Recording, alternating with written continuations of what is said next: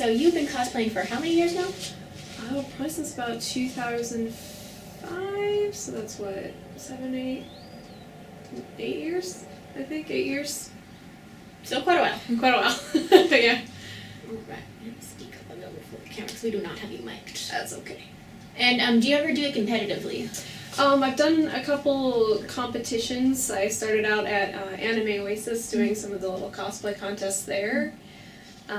And then SakuraCon, which is a big convention up in Seattle, we did one in 2012. We did a big dance skit with Cowboy Bebop, and we got Best in Show. So, nice. Yeah, it was a lot of fun. What song did you pick?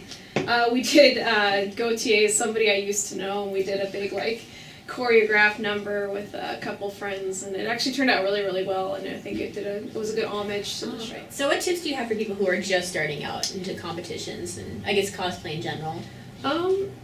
I don't know. I would say just have fun with it. It's kind of, cosplay in general has kind of grown into this giant monster, especially with how popular nerd culture and cosplay has become. So it's a little bit daunting for people, more so now than it used to be, to kind of get into it. But I would just say just do what you love, even if you're not the best seamstress or you're not the best costumer, or even if you decide you just want to buy your costume online. I think that is perfectly okay.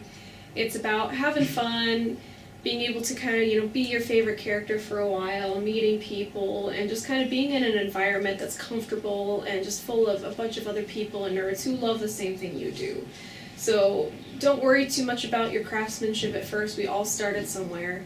And if you love it, you'll get better at it. And if not, just continue loving it. People will support you through it. Right on. Yeah. Now, earlier, before we started filming, you mentioned something about fake cosplayers being kind of a negative title some people get. What can they do to avoid that? Well, that's kind of a result of what, the cosplay industry becoming a big thing. That's just kind of what happens, is people are going to start being elitist about it. So I don't think it's necessarily something you can avoid, unfortunately.